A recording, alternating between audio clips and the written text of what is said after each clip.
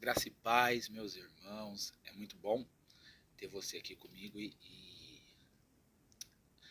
poxa vida, eu tô tão contente de estar retomando esse projeto, de estar voltando. Faz tanto tempo que eu queria estar fazendo isso, mas a gente está voltando aqui com o nosso projeto de completar o livro de Mateus com um estudo um pouco mais denso, um pouco mais exaustivo a respeito do que está escrito no livro de Mateus, mas não é a minha missão ou a minha intenção esgotar tudo isso, até porque é impossível esgotarmos os conhecimentos que tem ali.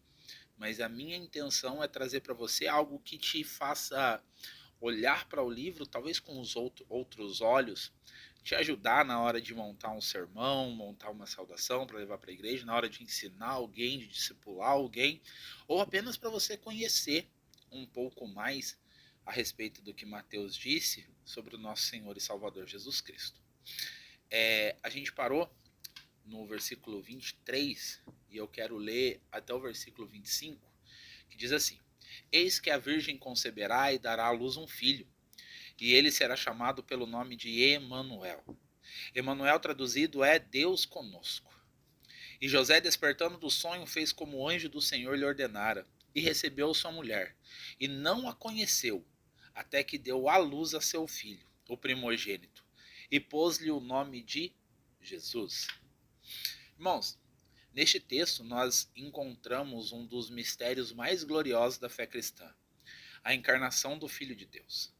Quando Mateus cita Isaías 7,14, ele mostra que o nascimento de Cristo não foi um acidente histórico, mas o cumprimento exato de uma promessa feita séculos antes.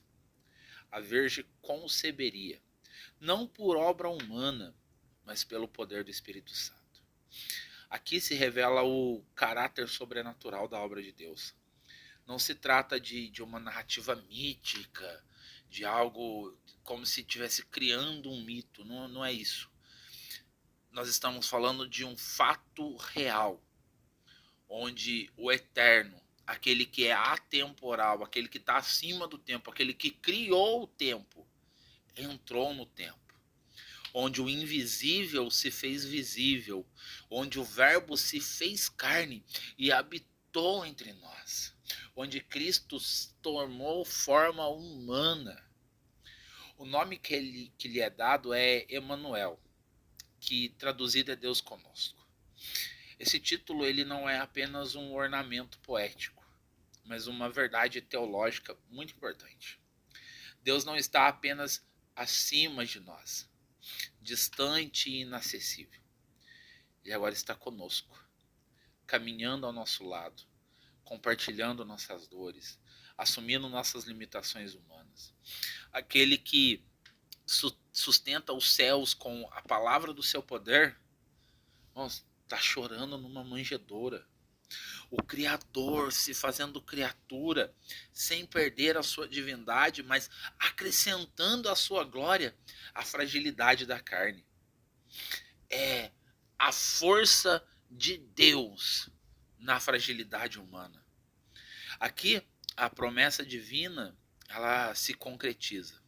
O mesmo Deus que disse a Moisés, eu serei contigo, agora se manifesta em carne, habitando no meio do seu povo. José, ao despertar do sonho, obedeceu prontamente. Sua atitude é de fé simples, mas também é de fé absoluta. Ele não questiona, ele não busca justificativa, ele simplesmente faz o que lhe foi ordenado. Olha como que isso é profundo. Tentando trazer para nós uma aplicação, como que a gente tem dificuldade em simplesmente cumprir uma ordem. Porque certas coisas não são abstratas, são apenas ordens simples de se cumprir. E a gente tem essa dificuldade de fazer. Às vezes Deus diz vai, a gente não vai. Deus diz que faça, mas a gente não faz. Tem uma história que diz assim: Deus olhou para a terra e disse, erga-se, e a terra se ergueu. Deus olhou para os mares e disse, vá até aqui, e o mar foi. Deus disse às árvores, produzam fruto, e as árvores produziram. Deus foi dizendo e as coisas simplesmente obedecendo. E aí Deus disse para o homem, não coma do fruto. O homem olhou para ele e disse, eu comerei. Como é espantoso a nossa dificuldade em obedecer às ordens do Eterno. E como que José aqui se torna um exemplo de que a fé simples, ela é absoluta. A fé que não procura tanto entender, não procura tanto questionar, ela não é questionadora. Não que nós não possamos questionar, não é essa. Mas mesmo com questões, a gente deve obedecer. Mesmo que a gente deva estar questionando, a nossa função ainda deveria obedecer. Com dúvidas, com medos e tudo mais, mas ainda deveria ser obedecer. Então José recebe Maria, ainda que isso lhe pudesse custar honra diante da sociedade, ainda que isso lhe pudesse causar algum tipo de vexame público, que talvez a sua moral, o seu status ali no meio da sociedade pudesse ser questionado. Essa obediência dele demonstra que o plano de Deus sempre vai exigir de nós coragem e fé. Porque muitas vezes mesmo, vai contradizer a lógica humana. E aqui nós aprendemos que a fé verdadeira se expressa em obediência imediata, mesmo diante do que não entendemos plenamente. José é exemplo de um servo que se submete à palavra de Deus sem reserva. O texto ainda afirma que José não conheceu até que deu à luz a seu filho primogênito. Essa expressão, ela está enfatizando algo que é central para nós. Ela expressa a realidade do nascimento virginal de Jesus, destacando que Maria permaneceu pura até o nascimento do Salvador. Isso reforça o caráter miraculoso da concepção. O filho que está nascendo ali não é fruto de iniciativa humana de nenhuma forma. O texto está deixando muito claro que José e Maria não tiveram relações até que ela desse à luz ao primogênito. Essa obra, ela é direta do Espírito Santo. Ele é também o primogênito, não apenas em ordem cronológica, mas também em supremacia. Porque seria o primeiro entre muitos irmãos. O primogênito de toda a criação, aquele em quem se cumpre todas as promessas. Não está dizendo que ele foi o primeiro a ser criado, mas o primeiro que abriu as portas, o primeiro que nos trouxe a filiação de Deus como filhos adotivos. Porque se Cristo é o primogênito de todos os irmãos, significa que a porta que ele abriu nós viemos depois. Significa que Jesus nos tem como o seu irmão mais velho. Não porque nós somos filhos de Deus na mesma essência que ele, mas que ele abriu as portas para que nós fôssemos chamados de filhos. A gente vai falar mais disso mais para frente, mas para a gente entender bem esse ponto, Jesus ele não foi criado, mas ele é chamado de primogênito por ele ser o primeiro a abrir as portas para nós sermos chamados de filhos. E finalmente, José lhe dá o nome de Jesus.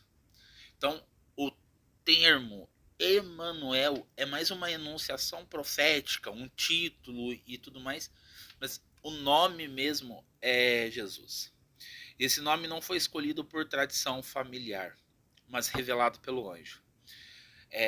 Jesus significa Yahvé salva. Portanto, Emanuel, Deus conosco, recebe o nome de Jesus, o Deus que salva. O título que ele tem de Emanuel, de Deus estar presente no nosso meio, com o nome Jesus, a gente poderia dizer assim: Deus presente no nosso meio, nos salvando. Deus conosco, nos salvando. O Deus conosco nos salva.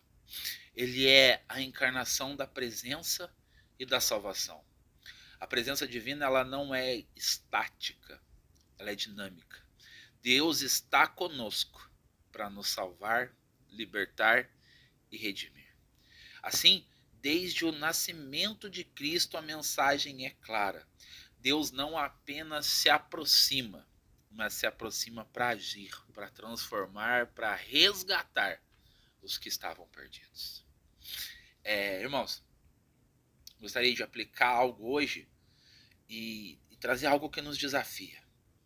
Porque nós vivemos num mundo marcado pelo materialismo, pela frieza espiritual, pela busca incessante de identidade. E precisamos redescobrir Emmanuel. Porque nesse mundo que nós buscamos esse materialismo, que nós queremos os bens materiais, e isso em si não é ruim. O problema é que quando nós colocamos o nosso coração naquilo, e aí vai morar o problema. E aí isso vai gerar essa frieza espiritual. E aí quando nós temos o nosso coração em riqueza, nós não temos riqueza, mas a riqueza nos tem. Quando nós colocamos o nosso coração em bens, em posses, em algo, nós não temos essas coisas, mas essas coisas nos têm. Agora, quando nós colocamos o nosso coração em Deus, nós não temos Deus, mas Deus nos tem. Você consegue ver o quão profundo é isso? E quando nós entendemos, quando nós colocamos o nosso coração em Deus, nós redescobrimos o Emmanuel, o Deus conosco. Isso vai nos dizer que nós não caminhamos sozinhos, não vivemos abandonados. O próprio Deus se fez carne para estar conosco, para nos acompanhar no vale da sombra e da morte, para ser nosso companheiro em cada estação da vida. Ao mesmo tempo que Jesus nos lembra que essa presença não é neutra, ela é salvadora, ele está conosco não apenas para nos consolar, mas para nos redimir, nos transformar e nos preparar para a eternidade. O Deus conosco não está com a gente somente no momento que a gente precisa de alguém para chorar. Ele não está conosco somente nos momentos em que nós queremos algo ou que nós precisamos de alguém. Não. Ele está conosco em todo o tempo. Que essa palavra ela encha nossos corações de esperança e fé. Que possamos, como José, obedecer prontamente à voz de Deus, confiando que seu plano, ainda que incompreensível, é perfeito. Porque imagine Deus contando isso para alguém. Eu vou levar meu filho ao mundo, mas ele vai nascer em uma família pobre, numa manjedoura. Porque, pense, por mais que José e Maria fossem pobres, José era carpinteiro, provavelmente na casa de José o berço estava montado, o quarto de Jesus estava pronto, ele teria o seu lugar ali. Mas imagine Deus contando, não, ele vai nascer numa família pobre. E além de nascer numa família pobre, naquele tempo vai ter um censo. E ele vai ter que sair de um lugar para o outro, meu filho vai nascer numa manjedoura. Só ele, a mãe e o pai. E ali eu vou dar início ao plano de salvação da humanidade. Numa manjedoura, de uma estalagem qualquer em Belém, num lugar qualquer em Belém, dentro de uma manjedoura onde ninguém daria nada, com uma família pobre, que ninguém quis abrir as portas para receber. Eu vou dar início ao plano para salvar a humanidade. Então, se o maior plano que Deus colocou em ação começou dessa forma, você acha que Deus não pode mudar a sua vida? Da onde está? Do jeito que está? Que mudar a sua vida é muito menos do que salvar a humanidade. E talvez você esteja numa situação muito melhor do que Maria e José estavam naquele momento. Então, que essa palavra encha os nossos corações de esperança e fé. Que possamos, como José, obedecer prontamente à voz de Deus, confiando que seu plano, ainda que incompreensível, é perfeito. Que nós possamos descansar na verdade de que o Emmanuel está presente hoje, no meio da sua igreja, no meio da sua casa, junto com você, lá no seu trabalho, aonde você estiver. Deus está conosco.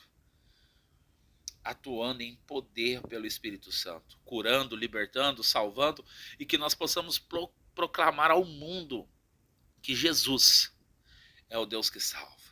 O único nome dado entre os homens pelo qual importa que sejamos salvos. Amém? Então, antes de seguir com o livro de Mateus aqui, eu queria falar sobre o mistério da encarnação e o seu impacto dentro da teologia. Mas isso fica para o próximo vídeo. E aí, depois disso, a gente continua. Mas o mistério da encarnação a gente vai conversar no próximo vídeo. Amém? Que a graça e a paz do nosso Deus esteja com você. Até o próximo vídeo. Fica com Deus e tchau, tchau.